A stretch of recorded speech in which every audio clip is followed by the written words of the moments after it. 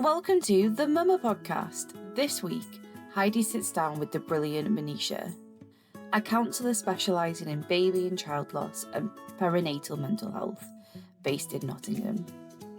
Her journey to this point includes infertility, high anxiety pregnancies, and postnatal depression that knocked her sideways, then fueled a passion to make sure other parents don't face it alone. Manisha now supports families through grief and recovery, and she co-founded Support Me CIC, a powerhouse for culturally safe maternity care. So join us as we talk about pregnancy after loss, the myth of the perfect mother, and how faith can comfort or complicate our healing.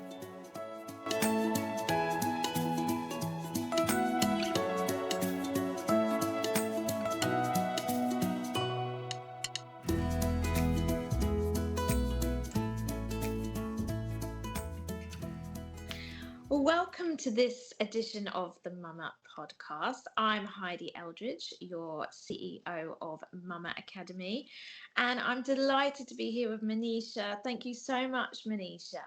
Please tell everybody about yourself and what you do. Hi everyone, thank you Heidi for having me here today. I wear a few hats, but my journey started with my own experience of postnatal depression and anxiety that I ignored when I had my third baby, and I started to work with families around perinatal mental health and motherhood and pregnancy as a doula and an antenatal teacher. I also recognised that I was having high anxiety during all of my pregnancies, which is probably what led to where I was with my third, because it got so severe that I wasn't able to even get out of bed, for days, for weeks, and it turned into insomnia, chronic migraines, things like that. So when I started to heal and recover, I wanted to start supporting families during this period, because we don't talk a lot about motherhood, parenthood, pregnancy, birth, recovery, grief. And when I started to do that, I started to support a lot of families who were pregnant after loss. And because I experienced anxiety during my pregnancies, because we experienced infertility for 4 years before my first was born. So I remember that first pregnancy was so hard, where every day I thought something was going to go wrong. And when I started to offer the support, as I was doing my counselling training and supporting as a doula, I found that a lot of families who were pregnant after loss connected with that message. So we did a lot of work together on helping them through their pregnancy journey, but also in combination with the grief that they were still experiencing during that pregnancy and after. I am now, it's 7-8 years later, and I am now a counsellor specialising in baby loss, child loss, perinatal mental health. I work for a local charity in Nottingham, so I'm based in Nottingham, and I support families during grief and loss. I'm also a trainer now in culturally aligned practice through the organisation that I co-founded with a friend of mine called Support Me CIC. And we focus on culturally aligned practice. We focus on helping Black, Asian and migrant families through the maternity system, making sure that they're getting the support and the care that they deserve. And we offer doula care and doula training through that as well. And I'm also teamed up with another friend of mine, Amneet,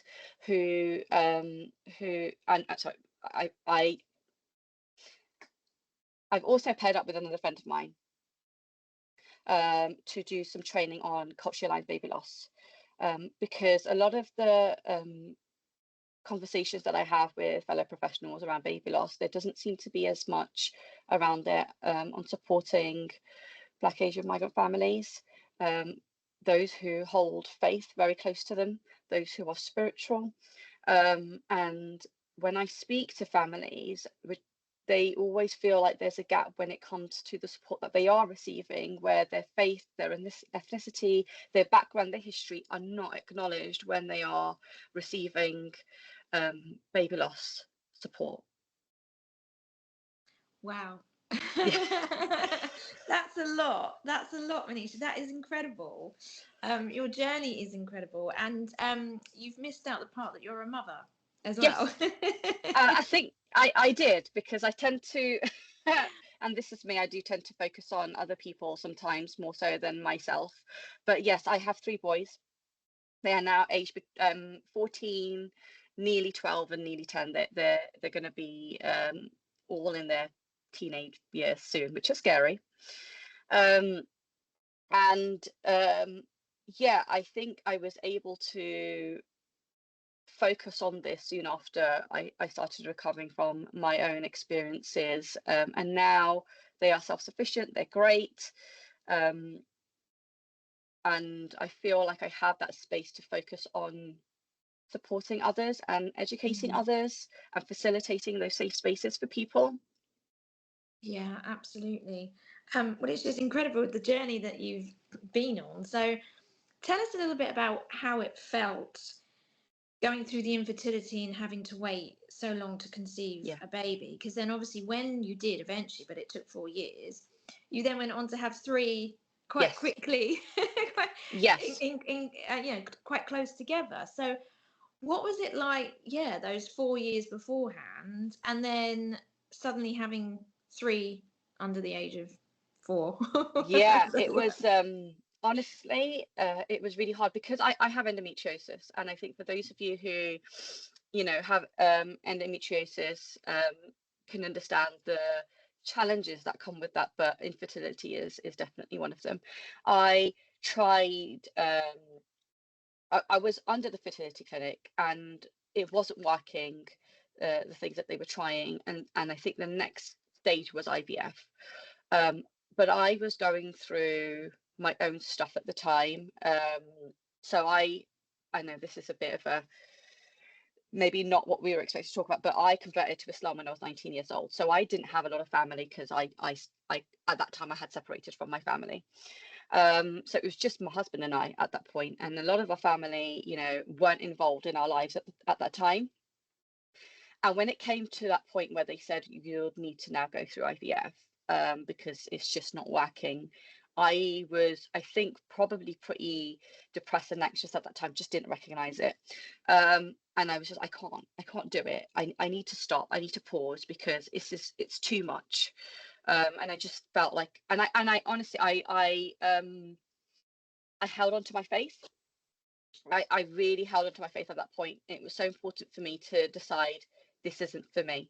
I I think the people and the families who go through IVF are incredible, and maybe that would have been something that I would have experienced if I hadn't got pregnant when I did, and something that I would have come back to. But at that point, I was like, I can't. It was interesting, because it was only a month after I had that conversation and was discharging myself from fertility clinic that I got pregnant naturally. Wow, um okay. yeah, I cannot explain everything that came along with that. Definitely the excitement, the joy, the shock, but I think there was also this huge feeling of, I've been talking about planning for getting pregnant for so many years. I never really thought about what it was like to actually be pregnant and even think about having a baby. So also came the fear, the anxiety, which I felt like I had to hide. I had to hide um, being low, not enjoying my pregnancy was tough. I had SPD, or pelvic girdle pain, as well as gestational diabetes and things like that. And I wasn't enjoying my pregnancy too much, but this is what I had prayed for years. So how could I possibly be, not 100% happy 100% of the time? So there was a lot of guilt in that, a lot of worry. I was also really worried about something going wrong constantly, every single day. Am I still pregnant? Is this happening? What does that mean for me? And there wasn't anything out there to help you navigate those feelings. Nobody talks about it, especially within my community. Nobody talks about it. I think I get a lot of it's amazing that you're pregnant, because a lot of people would know that I was trying. So it was very positive, but sometimes I think I needed somebody to just sit with me and say, it's okay if you're not enjoying this right now. It doesn't mean that you're ungrateful. It doesn't mean that you don't appreciate this. It just means that you're also filled with fear and worry and stress and pain and discomfort, so yeah, that kind of, when I had my first, and then I wasn't, with the second, that was unexpected. We were very happy because we wanted more children, but it's not something that we were actively trying. But I think a lot of people have said that with endometriosis, it's one of those things that when you get pregnant, it kind of it lowers a bit, it subsides a bit, and then actually it's easier to get pregnant after. Not for everyone, but for some people. So I think that's what happened in my case. And then with the third, I think I was on this thing where I can get pregnant now, I'm just going to try and just have my children that I wanted, not maybe considering the impact it was having on my mental health, not considering the impact that the anxiety was having on my mental health, and having 3 very young children. So when I had my third, my pelvic girdle pain was so bad with my third pregnancy that I was on crutches from about, I think, 12 weeks, in a wheelchair from 4 months, and then bedridden from 8.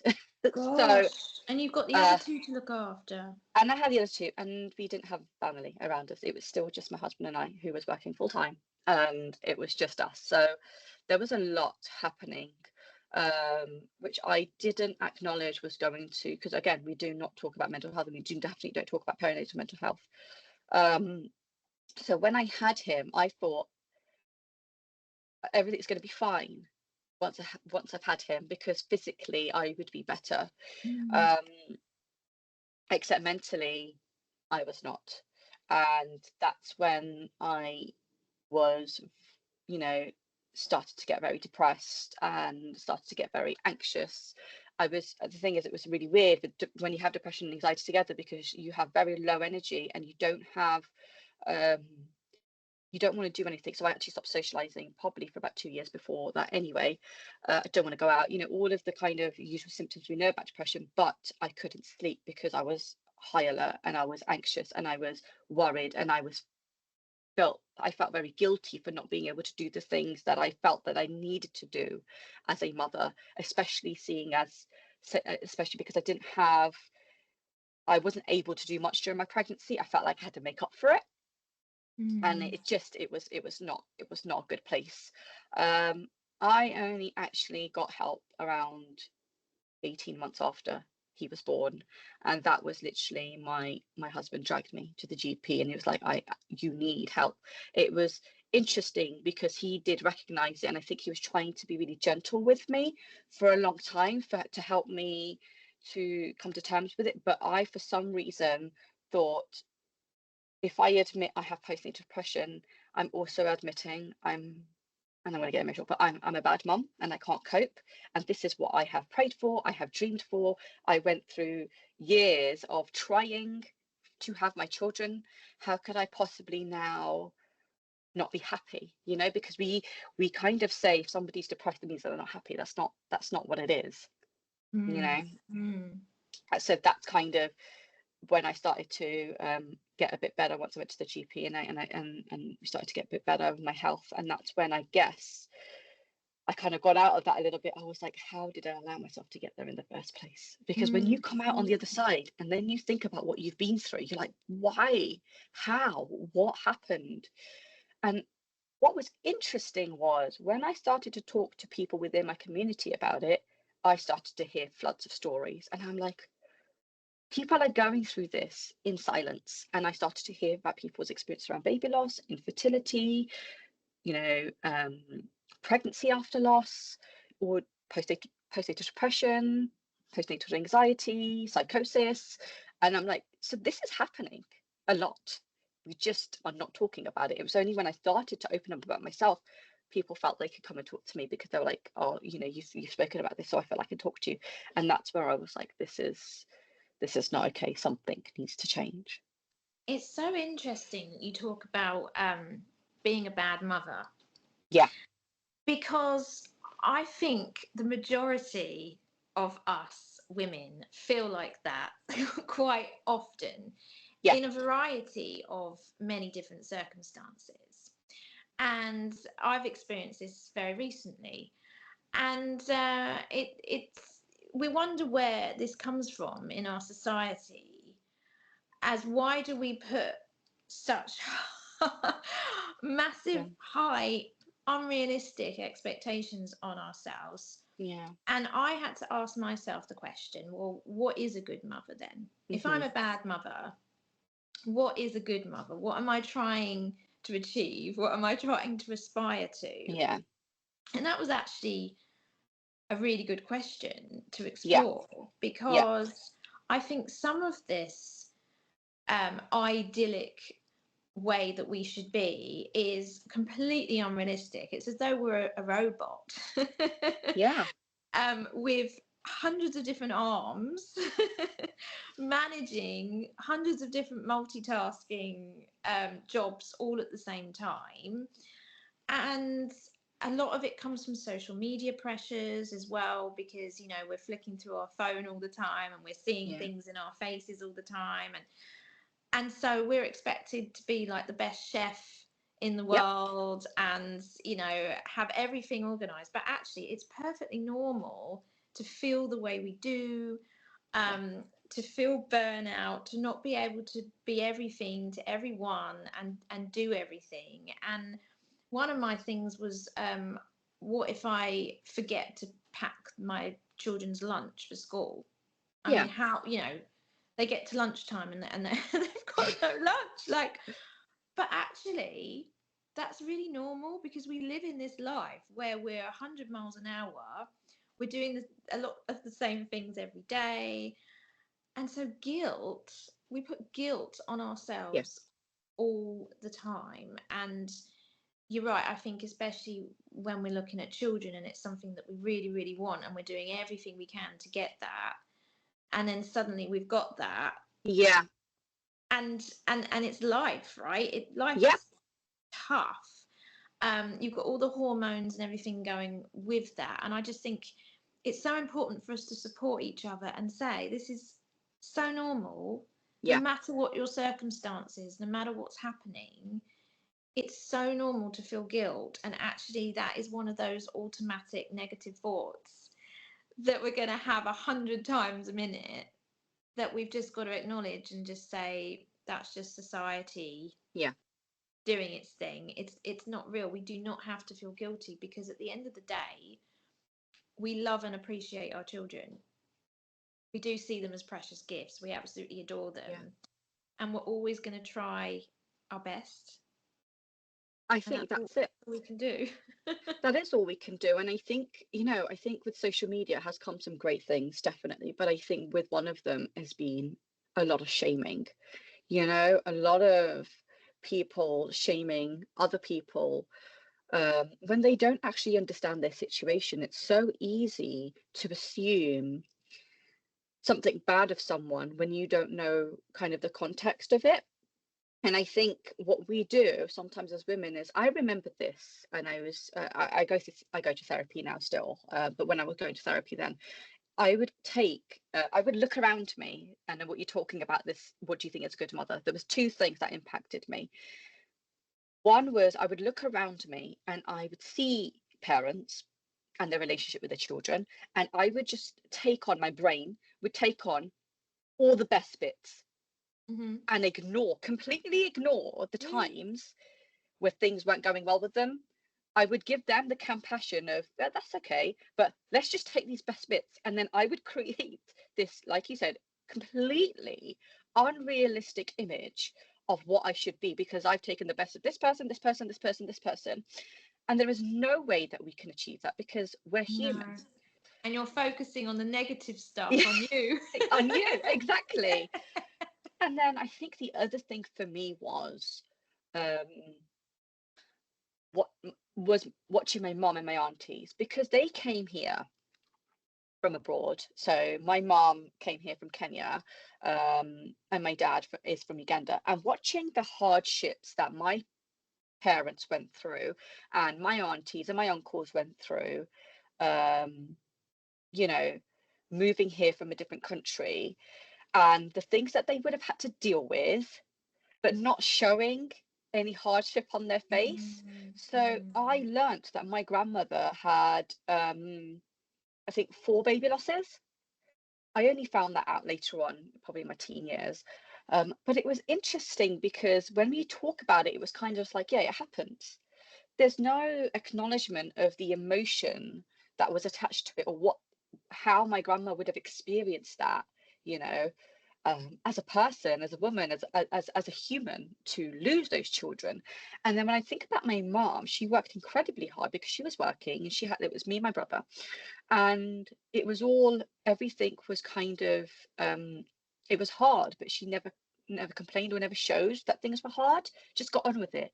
But what that kind of made me feel was, how can I dare complain, or how can I find this difficult when I've got so much more resources than my parents did, so much more. Like, I speak the language, I was brought up here, I understand the system, I can ask for help if I need to. How could I be complaining when they had it so much harder, and yet they got through that, so you're holding this, again, unrealistic example in your mind about what a good mother should be, which is, Yeah. affecting you. But we're living in a different generation Yeah. and a different time, and that's what we got to consider. So when you were going through all this anxiety, Yeah. what would you say was your biggest fear? And the other women that you support, what Yeah. do you think triggers their anxiety the most? I think when I was going through anxiety during my pregnancies, it was, whether my baby will survive. I also had a fear of, how am I going to cope when this baby arrives, because I don't know what I'm doing. So I read so much in my first pregnancy. I don't know if that was a good thing or a bad thing, because some of it probably made it feel worse when you read about, development of babies, because then you read about all the things that you could do wrong to your baby, to your children. So I think with my pregnancy, it was definitely, is my baby going to survive this? Because the reality, I think I had accepted that we were looking into fostering, we were looking into adoption. Like, at that point, I had accepted that I possibly will not have any children. So my brain was kind of learning again to even think about the possibility of having children, hope, I guess, and I was trying to shut away that hope because I wanted to protect myself. And I see this a lot with parents who are pregnant after loss, because of what they've been through. It's the anxiety of, is this actually going to happen? Is this real? Can I rely on what I'm seeing on that scan? Can I rely on what I'm feeling in my body, when you have your brain protecting you from even accepting it? And then I have parents who worry about, because they struggle to bond, which is very normal and common for those who are pregnant after loss. They struggle to bond with their baby. They worry about, how is this now going to impact my relationship with my baby when they are here, if they are here, I think, I see a pattern as well of a lot of parents starting from the if. They talk about if this baby arrives for such a long time until they feel a little bit more secure in that pregnancy, to be able to change to when. And some people don't even change to when until the baby's here. It's an if this baby, all up until the birth. And then I feel like for parents, it's somehow like, I can't complain about the things that the other people who maybe not had any challenges during the pregnancy, maybe not had any experiences during baby loss. I can't complain about the normal things other people can complain about, because I wished for this, I prayed for this, I wanted this. I have to be utterly, utterly grateful. I can't have a bad day. I can't have a day where I just don't want to be around my baby right now. And I think this also goes back to the expectation for parents to parent their children on their own. I think this is another thing that's come with this generation, where we live in isolation. Um, we don't live in a community anymore. We don't live in a village anymore. I think when I was growing up, my parents weren't my only parents, if that makes sense. I had my teachers, I had my, we used to go to the community centre. I had my aunties, I had my grandparents, they were all played a part in parenting us. Now the onus is on the parents.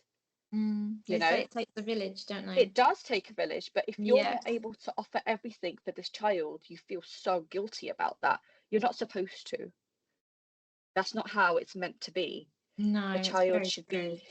be, getting that support from everywhere. And I Absolutely. think that's what it is. Yeah. So many layers.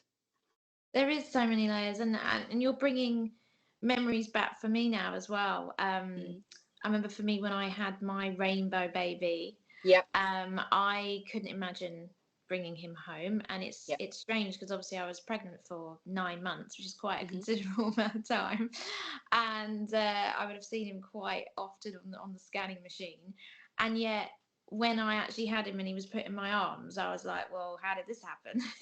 Where did he come from?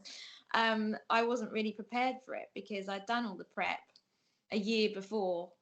I wasn't ready for the reality that he was coming home. And then because everyone was obviously rooting for me, was overjoyed that I finally had another baby in my arms. The support we got was just overwhelming. So my house was like a florist. I had, I think, about 160 cards. It was, and then there was a queue. There was a queue at the door of visitors wanting to come. And actually, I needed to try and bond with my baby. I needed to learn how to master breastfeeding, etc., etc. So again, when you're in that bubble, it's having a boundary in place because you've got all these emotions as well as physical changes going on. It's very important to focus on that. But you support a lot of people in the baby loss community, which is absolutely fantastic. Can you tell me about some of the specific challenges that Muslims experience during baby loss? Yeah, I think, with the Muslim community, and for a lot of Muslims, their faith is usually at the core of who they are. And we have a saying about where gratitude is a massive thing for our faith. However, I think for a lot of Muslim women that I speak to, they feel like it's only gratitude that they can feel. And we have this thing where patience and gratitude are massive for us. But that can sometimes be misinterpreted as I can't cry, I can't grieve, or I can only grieve over a specific period, and then I have to just pretend it doesn't exist. And because we don't talk about it within our community, you will hear comments, and people will hear comments of, you should be grateful you now have a baby. If they've experienced baby loss and they've now got a baby, you should be so thankful. You should be so grateful, and it's made up for the loss. And we do believe that our baby will be waiting for us in heaven, and they will pull us into heaven. And we do believe that, and for a lot of people it is a huge form of comfort.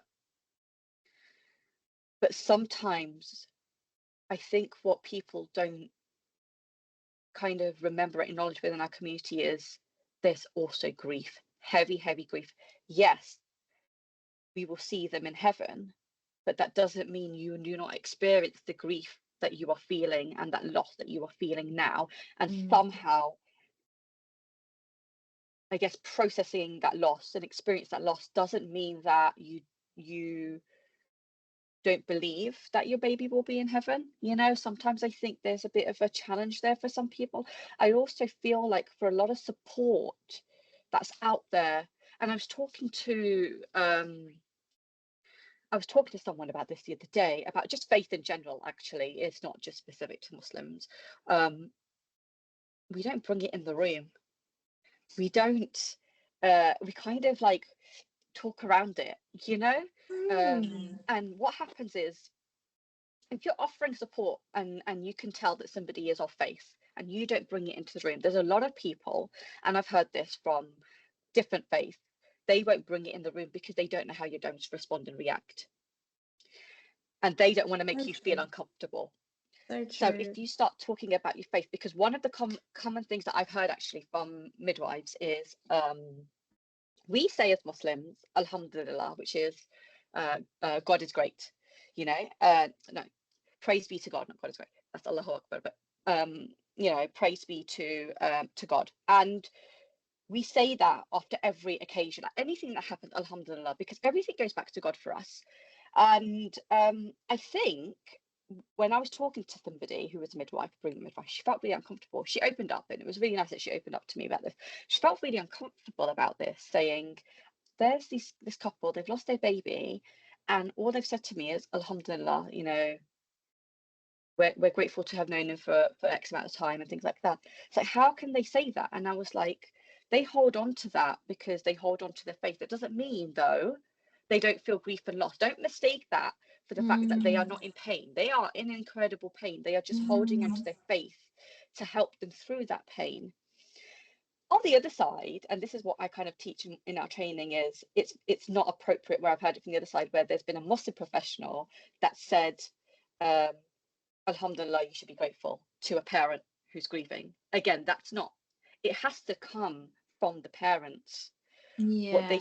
they feel Yeah. comfortable with, That's about being both sides. sensitive, isn't it? And it wouldn't be Yeah, appropriate perhaps in that yes, circumstance. exactly. Unless you have a Mm. specific, you know, close relationship where they feel safe enough to be talked to, and maybe from a Mm. friend or a family, that could work. Even then, And I you think know it's that really they careful. completely understand where they're coming from when they Yeah, say it.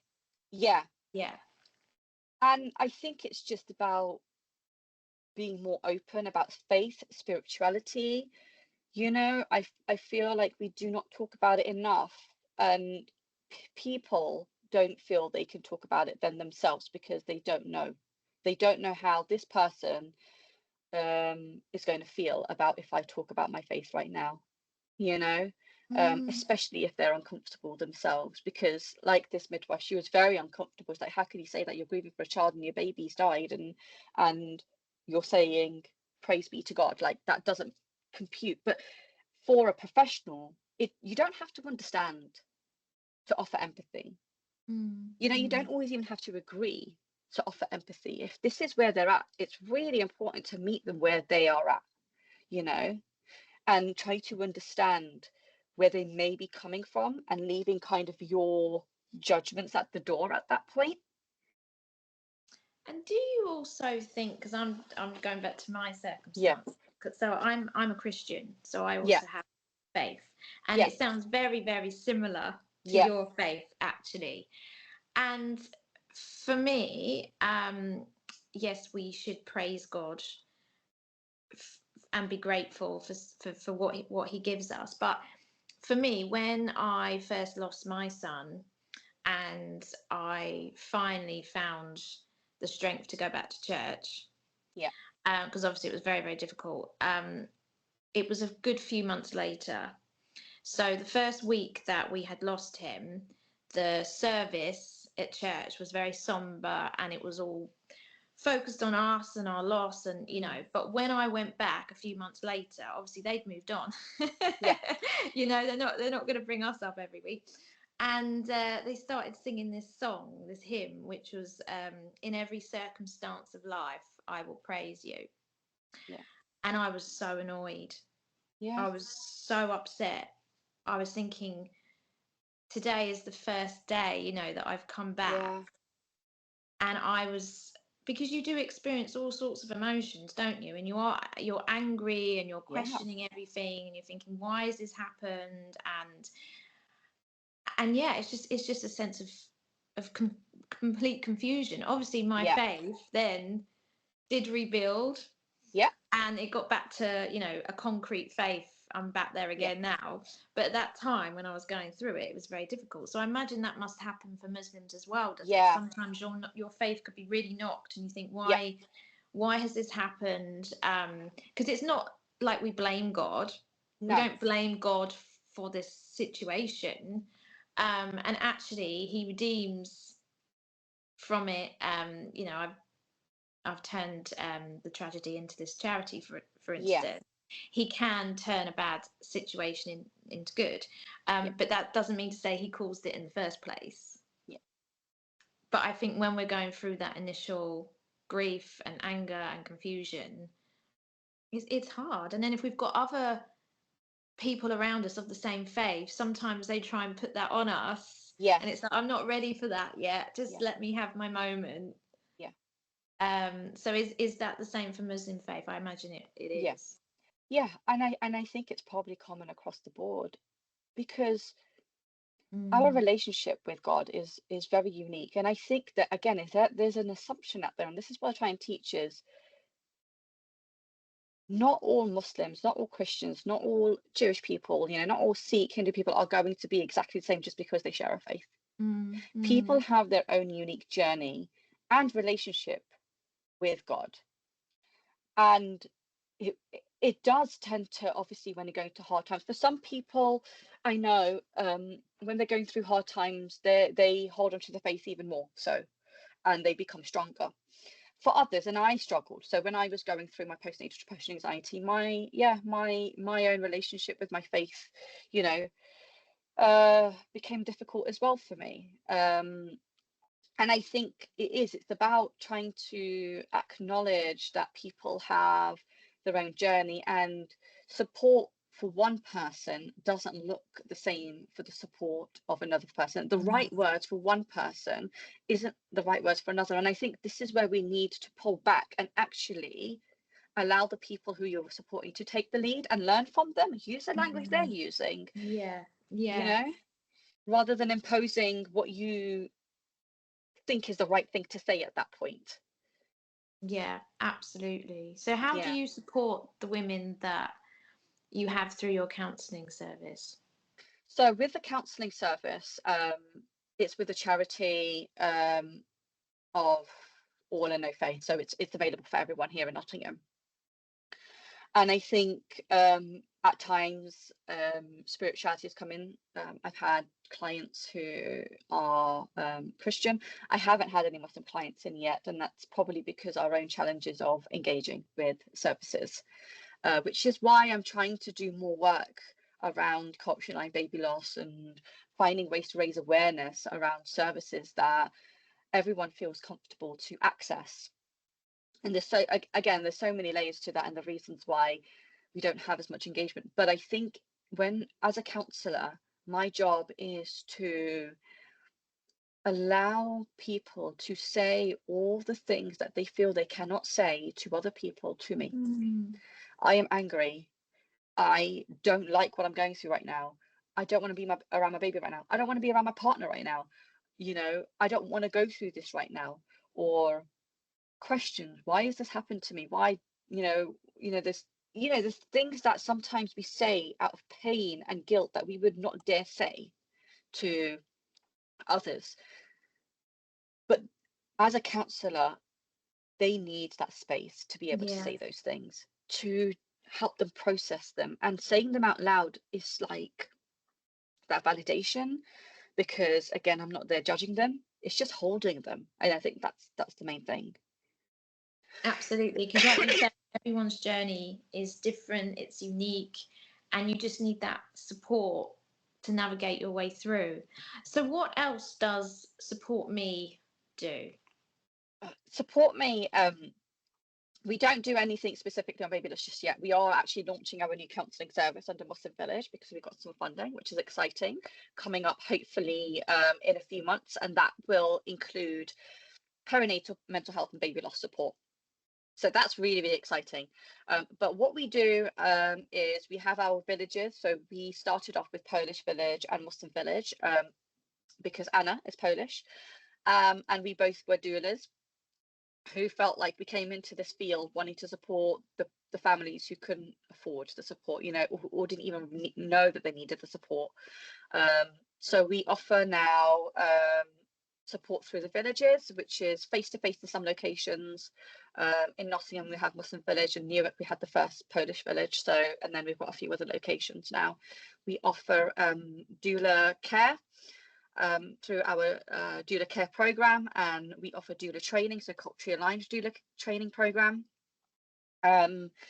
And we also offer our new project that we've launched recently is maternity peer support. So we started getting a lot of referrals for doula care in locations where our doulas were not based.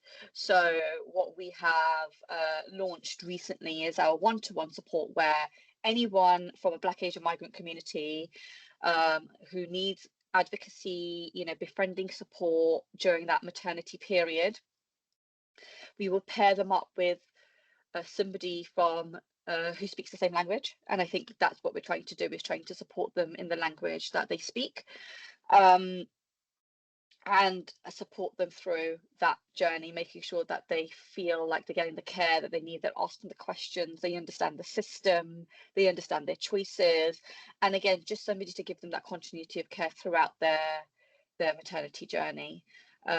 So we do offer that, and then we also offer training to healthcare professionals. So we have our main training program, which is culturally aligned practice, which is a day long, and we do it in-house. So we go into universities and NHS organisations, but we also do it online. And we have another one that I developed called Supporting Muslim Families specifically.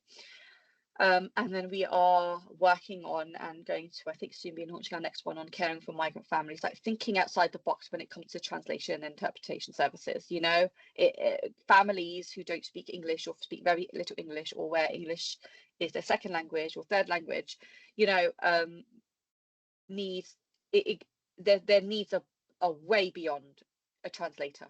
You know, it's trying to kind of look at that.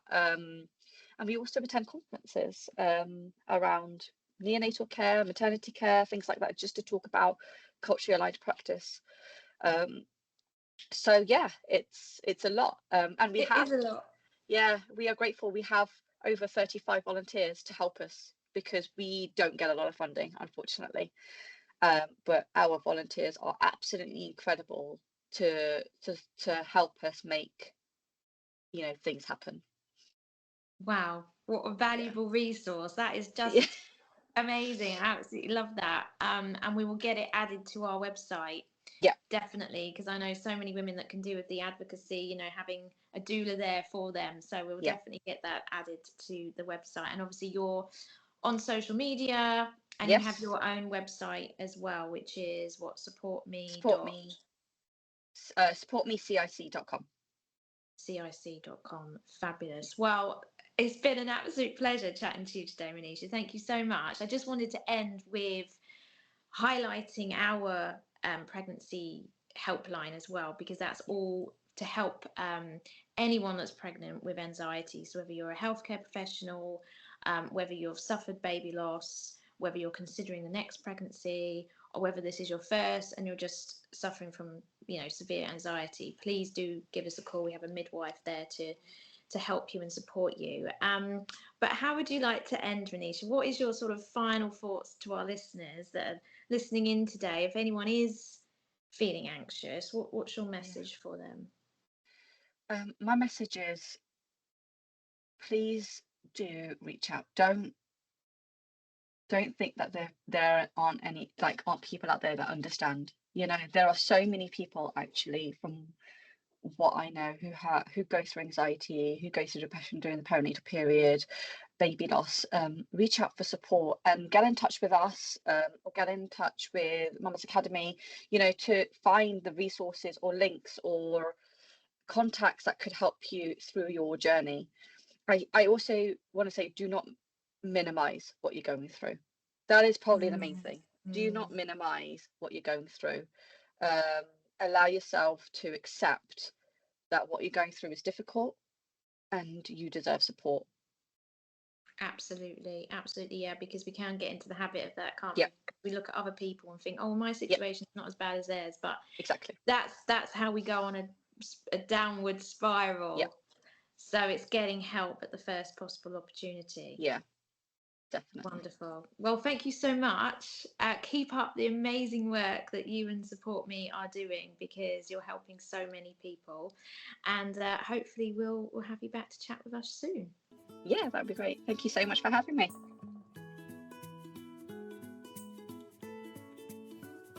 If you enjoyed listening to this episode, share it with a friend or colleague. Make sure you follow us so you don't miss out on our next episode. If you'd like to support our work by fundraising or volunteering, please email contact@mamaacademy.org.uk. For more information on pregnancy and maternity services, please visit our website at www.mamaacademy.org.uk. We're also on all of your favourite social media channels. See you next time!